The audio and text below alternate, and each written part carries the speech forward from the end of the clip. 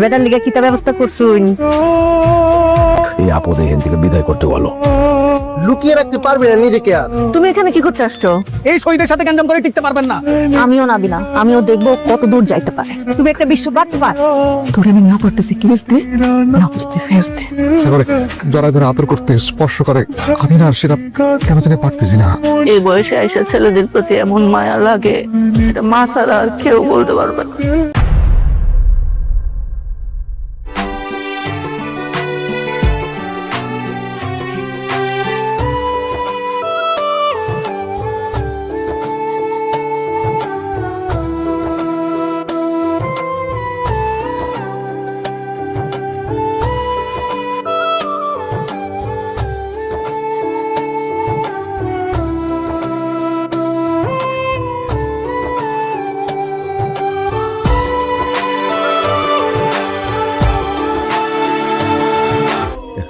শহীদ যাইতেছে, তার পরিবার আইতেছে, খায়রুল আইতেছে।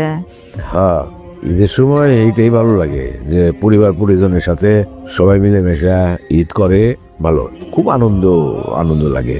নাচি গাইবো, তুমি ইয়ে করো, কি কি লাগবে বলো, নিয়ে আসবো, কোনো সমস্যা নাই। বাজার যাবেন, আপনার কাছে কি টাকা আছে? টাকা, আরে তোমার কি কি লাগবে সেটা বলো, একটা ব্যবস্থা হবে না। টাকা নিয়ে যে ফোন করেন, ও নিজেই তো পরিবার পরিজন নিয়ে আসতেছে। একটা ছেলে কাজ করে ঢাকায় থাকে, তার খরচাপাতি আছে না। তাহলে খায়রুল ফোন দেন। তুমি মানে একটা ছোট একটা ছেলে চাকরি নিছে কয়দিন হইলো, এর মধ্যে গিয়ে ওর কাছে টাকা পয়সা চাওয়া যায় নাকি? বলবান মানুষ, বাধ্য। এটাই তো নিয়ম। বাবা মা বৃদ্ধ হলে ছেলে মেয়েরা টাকা পয়সা দিবে, খরচ দিবে, সংসার চালাবে। এর মধ্যে লজ্জা পাওয়ার কি হলো? তারপরেও মানে বাচ্চাদের কাছ থেকে টাকা পয়সা চাইতে কিরকম মায়া লাগে ওদের প্রতি, বুঝলা? দরকার নাই, এতদিন চলছে, এখনো চলবে। সব টাকা নিয়ে নেবে। আরে টুকা, তুই আমার ছোট বোন, তোর টাকা আমি কেন নিবো? আগে যা করেছি সেটা ভুলে যা। ছোটবেলা থেকেই টাকা নিচ্ছ তো নিচ্ছ, কখনোই দাও নাই। এখন আমি বড় হয়েছি না, নতুন বছর হয়েছে না, এখন আমি চালামি নিবো না, তোর টাকা চুরি করবো না। আমি বলবো না। আরে তুই বল পরিমাণটা, আমি চেক করে দেখবি। সেখান থেকে দাও, আগে দাও। সেখান থেকে এখান থেকে না, আমি চেক করে রেখে আসবো, দেখবি পরিমাণ বেড়ে গিয়েছে। হারমোনি মা তোমাকে ডাকছে। কেন? ছবি তুলে দিতে হবে। আমি ফটোগ্রাফার না, এখন আমি পারবো না। বাজা মামা, তোমার কত টাকা চালামি ইনকাম হয়েছে? তোকে বলবো না। বলো, আমি পরিমাণটা চেক করবো। তুই চুরি করবো। ওকে টাকা দুষ্ট হয়ে যাবে, পারি জেলবো, অনেক টাকা জমা গেছে। ঠিক আছে, ওর সাথে যাই। আপনি আমার সালামি বিকাশে দিয়ে দেন এখনই। চলো। ঠিক আছে, ঠিক করো না, মনে করে চাই না যে টাকা চুরি করবি। সে আগে ছোট্ট লোক গেছি না, বড় হয়েছে না, এবছর বড় হয়েছে। আমি কম কেশ। আমার কথাটা শোনো, এবার ঈদটা চলে যাক, দেন আমি সবাইকে বুঝাবো, আমার পরিবারকে বলবো, আমার বউ বাচ্চাকে বলবো, আব্বা আম্মাকে বলবো। ওকে? সরি শহীদ, পারবো না। সারে থাকো, নো শহীদ। সরি শহীদ। সারে থাকো, নো শহীদ। তুমি জিনিসটা বুঝতেছো না, আমি তোমার কিভাবে বুঝা। ধূমপান কোতে কর, আমি ধূমপান করি না। নবাব, তুই কি কোনো কথা শুনছস? কান থাকলে তো কথা শুনবই। কি শুনছস? শহীদ, আমি আর গোপন রাখতে পারবো না, তুমি আমার বিয়ে করা জামাই। সরি শহীদ, আমি পারবো না। কি তো হয়েছে তোর? আম্মা, তুমি আমার কাছে কিচ্ছু তো জানতে চেও না। এই কথা আমি যদি আমার মা, তখন স্বর্ণকার একটা মান সম্মানের বিষয় না, আমি যাই চুরিটা ছাড়াই নিয়ে আসলাম। এই তো একটা সাময়িক ব্যাপার, টাকা পয়সা হাতে আসলে আবার নিয়ে আসবো, এই জন্য জানাই নাই তো। টাকা পয়সা হাতে আসবে কিভাবে আসবে? বাবার হাতে টাকাটা কোথা থেকে কিভাবে আসবে? এসব বললো না, আমি কি তোমার ছেলে না? তুমি যা কিছু ধরো তুমি আমারে বলবা। আমার কি খারাপ লাগে না? তুমি কেন এগুলো করছো? আর তুমি মার এই হাতে চুরি কেন বন্ধ রাখতে গেছো? আরে আমি কি নিতে গেছি নাকি? সেই তো আমার জোর করে দিল যে বাজার আনতে হবে, আমি কি করব? তুমি কেন দিছো? তোমার কাছে আমার মোবাইল নাম্বার নাই, আমার ফোন করতে পারো নাই? আমি দিচ্ছি বাবা, আমি। আর কখনো এটা দেবা না, আমি চাই না তোমরা এটা কাজ ঠিক আছে, বুঝতে পারছি, বুঝেছে, আর করবো না, যা। দেখছো আইনুল আমার শাসন করতেছে, মনে হইতেছে আমি ওর ছেলে, ওই আমার বাবা। দাদু ভাই, ভেঙে ফেলবে নাকি? কি বলো তুমি? বলেন ভাঙলো কেন? আপনি? Delivery boy. আমি তো কিছু অর্ডার দিই নাই। তারপর আপনাদের একটা পার্সেল আছে। সিরিয়াসলি? আমার জন্য? কি এটার মধ্যে? গেস কর। গেস করা কি আছে? বোঝা যাচ্ছে চুরি। এই যে চুরি। কাঁচের চুড়ি, ভেতরে আর কি আছে? মেহেদি। ফাইজা কোথায়? রুমে আছে। ও, আমি তো দেখা করে আসি। Thank you. You welcome. তুমি তো চালা, কিভাবে হলি কাইরুল? নরমাল বিষয়। ওএনজি, নাবিলা ঠিক। রেডি? আরেকবার। র পেপার সিজার। দুলাভাই দেখো কি এসেছে, পুরো অবিশ্বাস্য সারপ্রাইজ। আপা, আম্মা, আপা, আম্মা, হাই। দেখো কে সারপ্রাইজ দিয়েছে আমাদেরকে। নাবিলা, আসসালামু আলাইকুম ম্যাম। আসসালামু আলাইকুম। ওয়ালাইকুম আসসালাম। ও মায়া মায়া গো, তোমারে যেই সুন্দর জি পাইছা। ও ভাই যেই ভাই ঈদ করণের লিগা আমার নিজের বাড়ি ঘর ফালাইয়া আমারে একরে অ্যারেস্ট কইরা এই গাড়ি তুলে যেতেছে। হের বাইত ঈদ করতাম, মনে হইতাছে পুরা জেলখানাত বসতাছে জামাই। দেখ আমরা আসামির মতো লাগতাছে না? কি বলতেছে? কি তো নবাব, হ্যাঁ আপনি কি জেলার সামনে কিচ্ছু তান বলতেন না? আম্মা এখন আমাকে কিচ্ছু তা বলতে বললো না, আমার খিদা পেয়েছে, যা বলার ইফতারে পরে বলবো। কি জিনিস? কত দূর তোমরা? হ্যাঁ এই যে আম্মা আমরা চলে আসছি তো, এসে ব্রিজ থেকে নামলাম সবে। আপনার তোমার কি হয়েছে? চলে আসতেছি, 5 মিনিট লাগবে আর। আরে মা কইছে কারে গো, সন্তানের চেহারা যতক্ষণ পর্যন্ত না দেখবো মা খালি ফোন দিতেই থাকবো গো। সন্তানের চেহারা দেখবো, মায়ের কলিজা ঠান্ডা হইব, এইটারই কয় মা। ও বিআইন ঈদ তো আয়া পড়লো, কাইরুল আইতো না? আইবো, আজকে আইবো। খায়রুল এখানে আসবে কেন? এখানে তার কাজ কি? কি কো, খাইরুল ঈদের বাড়ি আসবে না? কই যাইবো খাইরুল ঈদে? এটা খাইরুল আমার স্ত্রীর কাছে ক্ষমা ভিক্ষা করো, সে যদি তোমাকে মাফ করে তাহলে হবে, এখানে আমার কিছু বলার নাই। শান্ত হও বা শান্ত হও। আমি তো মরে গেছি, আমার কথা শুনলে আমার মাফ করবেন না, আমার এই পথ থেকে বের করো, আমার একটা বন্ধ।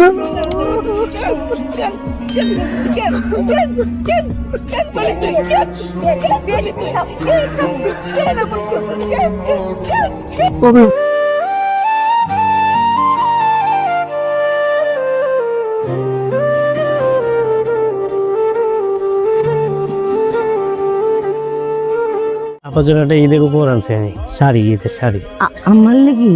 তুমি আমি আনছি। তোমার বেতনের টাকা দিয়ে আমার লিগা ঈদের শাড়ি কিনছো? জি, বোনাস পাইছিলাম। মাশাআল্লাহ, খুব সুন্দর খাইরুল। এই যে লাল পাইরের শাড়ি আমার খুব পছন্দের শাড়ি। আরে খাইরুল রে, কত কষ্ট করে বড় হইছো, হ্যাঁ মা বাপ সারা লেখাপড়া শিখছো, চাকরি করো। আজকে তোমার নিজের মা থাকলে তুমি শাড়িটা তোমার মার কাছে দিলে তোমার মা তো খুশিতে কাইন্দাই দিত। খালামা, আমার তো বাবা মা আছে, তাদের আনন্দে আমার আনন্দ। হ, তোমার বাপ মা আছে, ওনাগো আনন্দই তোমার আনন্দ। খাইরুল, আমার যত দামি শাড়ি থাকুক, আমি ঈদের দিন এই যে তোমার দেওয়া শাড়িটাই পিনতুম। আপনার পছন্দ হয়েছে? খুব পছন্দ হয়েছে বাবা, তোমারে দোয়া দিলাম, তুমি অনেক বড়। আরে এতে মানু কত কষ্ট করে বড় হয়েছে, আমার লিগে শাড়ি আনছে, নিজের মা নাই, সারাটা জীবন ফরের মারে দিয়ে এই পোলাটা খুশি। আব্বার শহীদ খুব অনুতপ্ত, সে যে কাজ করেছে সেটা যে অন্যায় ছিল সেটা সে বুঝতে পারছে। আর সে আসলে কারোর সাথে স্বাভাবিকভাবে কথা বলতে পারতেছে না, লো ফিল করতেছে। আমি ওকে ক্ষমা করে দিয়েছি, আপনি ওকে ক্ষমা করে দেন। মাগো, তোমার মতো মানুষ হয় না, তুমি অনেক বড় মনের একজন মানুষ। তুমি মা আমাকে অনেক কিছু শিখাই দিলা, অনেক কিছু। ক্ষমা করতে পারাটা সবচাইতে সাহসে সবচাইতে সুন্দর জিনিস। এখন তুমি যদি ক্ষমা করে দিতে পারো, অবশ্যই আমিও ক্ষমা করবো মা। থ্যাংক ইউ শহীদ। তুমি এলো? আরে সালাম লাগবে না সাহেব। শোনো, জীবনে সৎভাবে চলার চেষ্টা করো, অন্যায় করো না। বেশি দেওয়া যাবে না, যে বিয়ান যাবে সব আনি নিতে হবে তোমার, তুমি তো সালামও করলা না।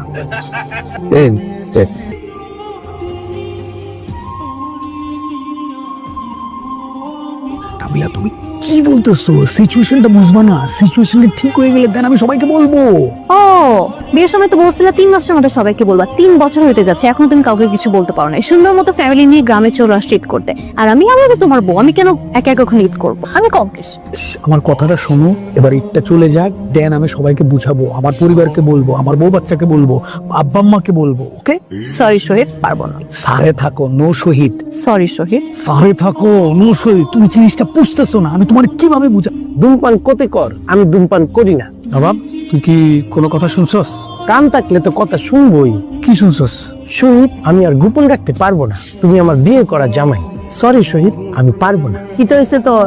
আম্মা, তুমি আমাকে কিচ্ছু তো জানতে চেয়েও না, এই কথা আমি যদি কে, আমার মাফ করার কিছু নাই। আমার আশ্চর্য লাগে যে তুমি আমার নিজের সন্তান। একটা কথা বলি, এই বাড়ি থেকে তুমি চলে যাও, তোমার মুখ আর আমি কোনোদিন এখানে দেখতে চাই না, আমার মৃত্যুর সময়ও না। তোমার স্ত্রীর কাছে ক্ষমা ভিক্ষা করো, সে যদি তোমাকে মাফ করে তাহলে হবে, এখানে আমার কিছু বলার নাই। শান্ত হও বা শান্ত হও। আমি তো বড় করে আমার বাজারের কথা শুনলে আমার মাফ করবেন না, আমার এই পথ থেকে বের করো, আমার একটা ফোন দেন।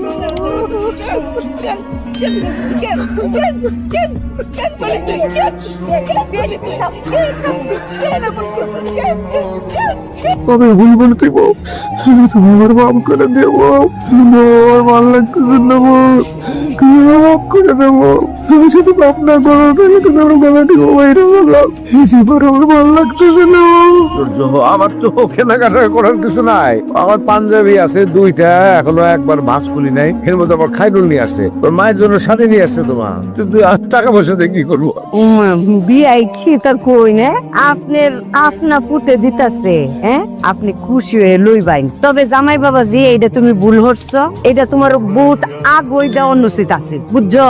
জি জি জি জি বিয়াই কিচ্ছু মনে করুন না যে না না রাখো রাখো, তোমার শাশুড়িরে কিছু কিনা দিও তো। আরে বিয়া রাঙুন, সন্তান যত বড় হয় হেরার ব্যস্ততা তত বাড়ে, বুঝছেন? ব্যস্ততার কারণে মনে হয় বুল্লা গেছিল। আরে এটা কোনো বিষয় নাকি, টাকা লাগবে না, টাকা আছে, কাপড় চোপড় আছে, তোমরা আসছো এটা দিয়ে আনন্দ, বুঝছো না? তোমার কি ক্ষুধা লাগছে? কিছু খাইতে চাও? নো ঠিক আছে না, একদম পারফেক্ট বিউটিফুল। হোসেন ভাই খাবার গরম করছি, সেরের টাইম শেষ হয়ে যাবো। ও খারুর একটা ফোন দিচ্ছেন? না বন্ধু নেই নেই, দাঁড়াও একটা ফোন দেন। দে দে, তুমি যাও, আমি আসতেছি। আচ্ছা আচ্ছা ওঠ ওঠ, পরে আবার কথা বলবো না, এই যে তোর মা খাবার গরম করে বসে গেছে, আমি সেহরি করি। হ্যাঁ না বাবা শোনো, ওই সেহরি কইরা নামাজটা পড়া আমার একটা ফোন দিও, মার সাথে একটু কথা কবো। হ্যাঁ আচ্ছা। কি বাবা মর্নিং ওয়াক করছো? না পয়সা দিবে। বাহ গ্রেট, আজকে রোজা রাখবা? গ্রেট, এই দেখো তোমার মেয়ে মর্নিং ওয়াক করতেছে সেই সময়।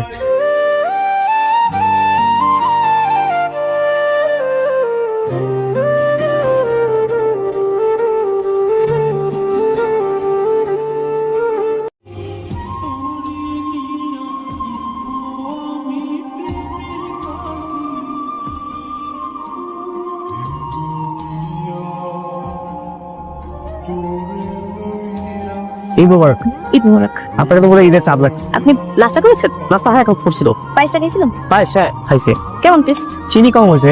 আপনি জানছেন না? হ্যাঁ কিভাবে বুঝলেন? এই যে তার আমি তো এত কিছু বাদ দেবে, পায়েসের কথা কেন বলবেন? চিনি বেশি দেওয়া উচিত। তারপর কি ঈদ চলে যাচ্ছে, সালাম নেবেন না নাকি? কি হচ্ছে? তাই না? না থাক লাগবে না।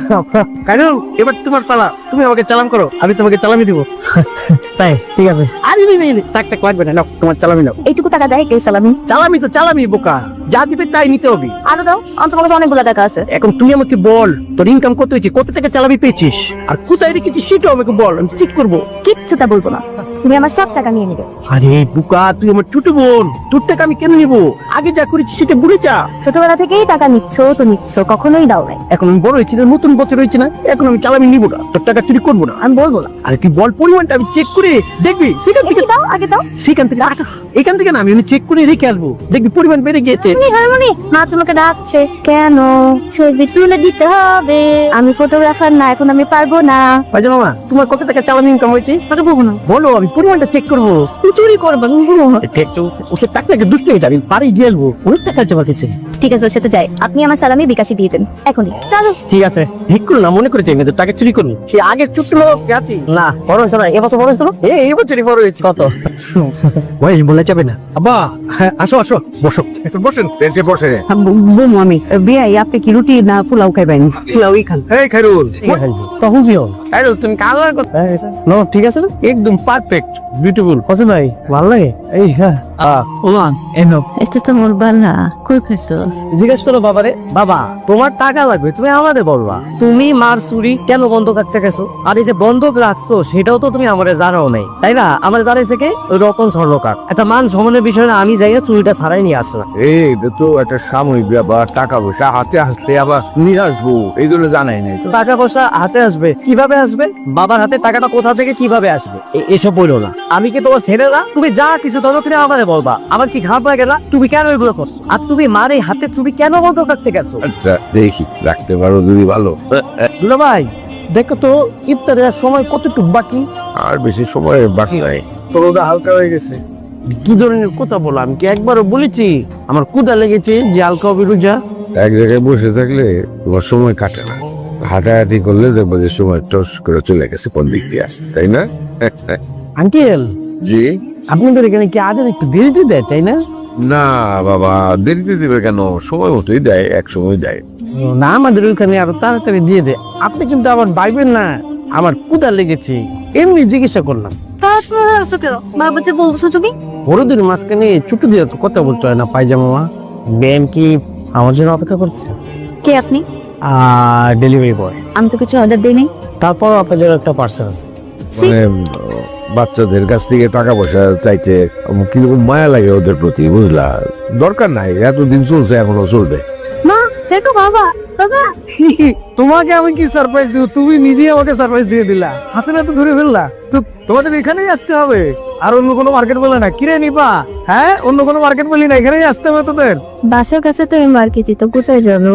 আসলে ম্যাম হয়েছে কি, স্যার আপনাকে সারপ্রাইজ দিতে চেয়েছিল, তাই স্যার বললো যে নাবিলা আমাকে একটু হেল্প করো, কারণ আমি মেয়েদের বিষয়ে কিছু জানি না। আমি এটা আপনার জন্য পছন্দ করেছি। আমি জানি না ম্যাম আপনার ভালো লাগবে কিনা, but this is for you. তোমরা এগুলাই করো না? আসসালামু আলাইকুম স্যার, কি লাগবে? কত করে বেচো আজকে? 800 টাকা কেজি স্যার। 800? কখন কখন কাটছ?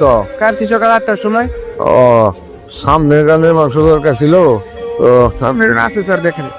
এইটুকু হইব না, এক কাজ করো, আবার যখন জবাই করবা তখন আমার ফোন করো, আমি এসে নিয়ে যাবো। ঠিক আছে স্যার। হ্যাঁ জামাই যেই ভাই ঈদ করণের লিগা আমার নিজের বাড়ি ঘর ফালাইয়া আমারে একটা কথা বলি, এই বাড়ি থেকে তুমি চলে যাও, তোমার মুখ আর আমি কোনোদিন এখানে দেখতে চাই না। আমার মৃত্যুর সময়ও না। তোমার স্ত্রীর কাছে ক্ষমা ভিক্ষা করো, সে যদি তোমাকে মাফ করে তাহলে হবে। এখানে আমার কিছু বলার নাই। শান্ত হও বা শান্ত হও। আমি দম ভরে বুঝি আমার পথে কথা শুনলোকে আমার মাফ করবেন না, আমার এই পথ থেকে বের করো, আমার একটা বন্ধ।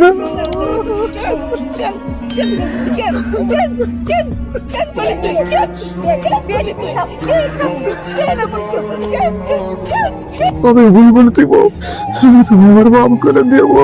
আমার ভালো লাগতেছে না বউ, তুমি আমার মাফ করে দেবো। তুমি শুধু মাফ না করো তাহলে তুমি আমার গলা টিপো বাইরে গেলাম। এই জীবন আমার ভালো লাগতেছে না।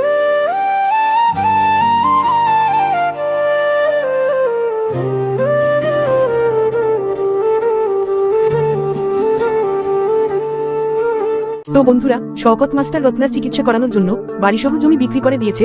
রত্নার ইচ্ছা ছিল মৃত্যুর পর তাকে বাড়ির উঠোনের বাগানে কবর দেওয়া হবে, কিন্তু রত্নার সেই স্বপ্ন হয়তোবা আর পূরণ হবে না, কারণ শওকত মাস্টার রত্নার চিকিৎসার জন্য বাড়িসহ জমি মেম্বারের কাছে বিক্রি করে দিয়েছে।